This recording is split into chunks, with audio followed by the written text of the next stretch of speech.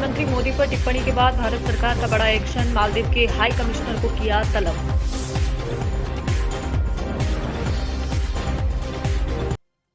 सलमान खान के पनवेल स्थित farm house में 2 लोगों ने की घुसने की कोशिश, हुए गिरफ्तार।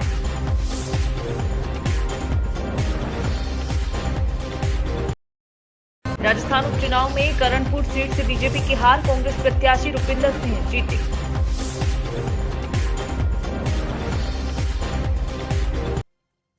बिल्किस बानो के दोषियों को 2 हफ्ते में करना होगा सरेंडर, बोला सुप्रीम कोर्ट।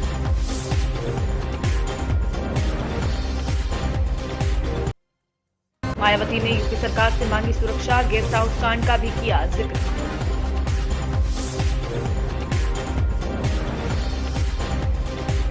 मध्य प्रदेश के गुना शहर में नगरपालिका और पुलिस की संयुक्त टीम अतिक्रमण हटाने के लिए मैदान में उतर रही है।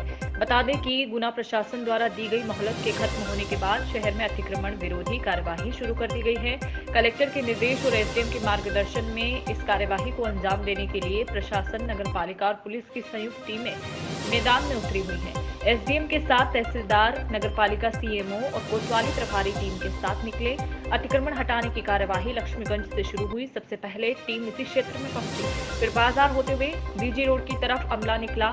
अतिक्रमण विरोधी दुकानदारों को फटकार लगाने के साथ तुरंत जगह खाली करने के निर्देश दिए गए। आरा मशीन की लकड़ियों सहित निर्माण सामग्री और इक्का दुक्का गुंजियां भी ब्रिज के नीचे रखने को मिली, जिन्हें हटाने के निर्देश भी दिए गए। बाजार में कई जगह पर निर्माण टूटने से दुकानों के बाहर ईंट मिट्टी का मलबा जमा हो गया, जिसे हटाने का काम दिन भर चलता रहा। संवाददाता रणधीर चंदेल की रिपोर्ट, गुना, मध्य प्रदेश। आज तो बापू पार्क, लक्ष्मीगंज और सुगंज चौराहे पर सभी व्यापारी बंधु स्वतः से अपना अतिक्रमण हटा रहे हैं और आगे भी पूरे शहर में, नगरीय क्षेत्र में सभी जगह जहाँ जहाँ अतिक्रमण है सभी जगह। अभी ये लोग हंगामा कर रहे हैं, इसको लेकर आप क्या कदम उठा रहे हैं? नहीं, हंगामा कुछ नहीं, कुछ लोग पूछ रहे थे कि ठेले कहाँ लगे हुए हैं। उसकी व्यवस्था की हमने ओवरब्रिज के नीचे, और इनकी ठेलों की व्यवस्था की है। गुजरात के अहमदाबाद में ट्रैफिक डीसीपी सफीन हसन की प्रेस कॉन्फ्रेंस हुई है। वहीं ट्रैफिक पुलिस ने वाइब्रेंट प्लानिंग बनाई है। वाइब्रेंट में विभिन्न देशों से वीआईपी आ रहे हैं। एयरपोर्ट सर्किल से डफनाला जाने वाले लोग उस रास्ते का इस्तेमाल न करें।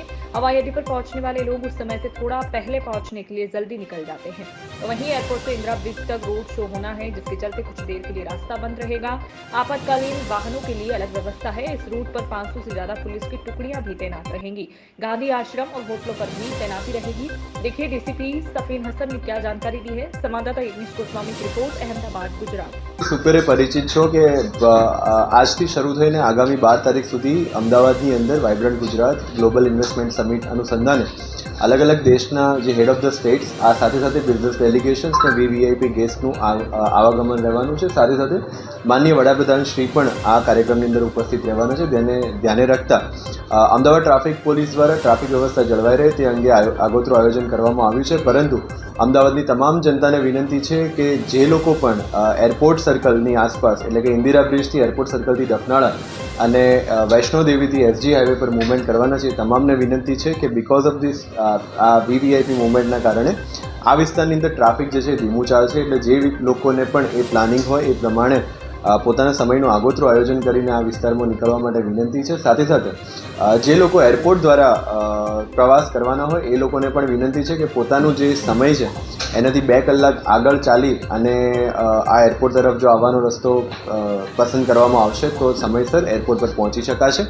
જે લોકો પણ આ રસ્તાઓ પરથી મૂવમેન્ટ ડેલી કરે છે એ લોકોને વિનંતી છે કે ગાંધીનગર જવા આવવા માટે પૂર્વ અમદાવાદના લોકો નાના ચિલોડા સર્કલનો જે રૂટ છે નરોડા થઈને મેમકો થઈને એ રૂટનો ઉપયોગ કરે અને જે લોકો વૈષ્ણોદેવીથી આવાગમન કરી રહ્યા છે એ લોકોને વિનંતી છે કે ઝુંડાલ અને તપોવન સર્કલથી ગાંધીનગર તરફ પોતાનું ડેલી રૂટીન જે છે એ રાખે।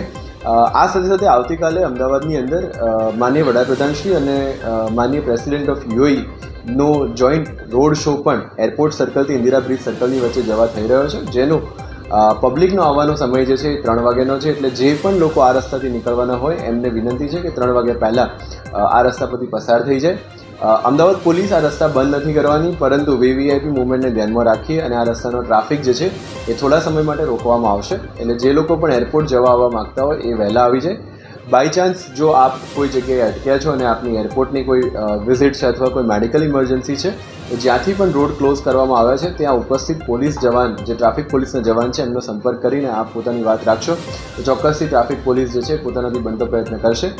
જે લોકો પણ નરોડા સાઈડથી એરપોર્ટ સર્કલ આવવા માગી રહ્યા છે એ લોકોને વિનંતી છે કે નરોડાથી ભદ્રેશ્વર આવી અને સરદારનગરવાળો જે રોડ છે ત્યાંથી ક્રિસ્ટીન કટથી બહાર નીકળીને આપ એરપોર્ટ તરફ પોતાનું જે આવાગમન છે એ ચાલુ રાખી શકશો. અમદાવાદની સમગ્ર જનતાને અમદાવાદ ટ્રાફિક પોલીસ તરફથી વિનંતી છે કે આ જે વીવીઆઈપી સમિટ છે એની અંદર અમદાવાદની અંદર ઘણા બધા જ ફોરેન ડેલિગેશન્સ પણ આવી રહ્યા છે. આવા બધી વ્યવસ્થા જળવાઈ રહે એ માટે આ જે રૂટ્સ ખાસ કરીને એસજી હાઈવે અને ઇન્દિરા બ્રિજથી એરપોર્ટ સર્કલથી રખનાળાવાળો જે રૂટ છે એનો ઉપયોગ જે છે એ બની શકે તો આપણે આ 4 દિવસ માટે ટાળીએ અને જે ઓલ્ટરનેટ રસ્તા અત્રેથી બ્રીફ કરવામાં આવ્યા છે એ રસ્તાઓનો ઉપયોગ કરીએ.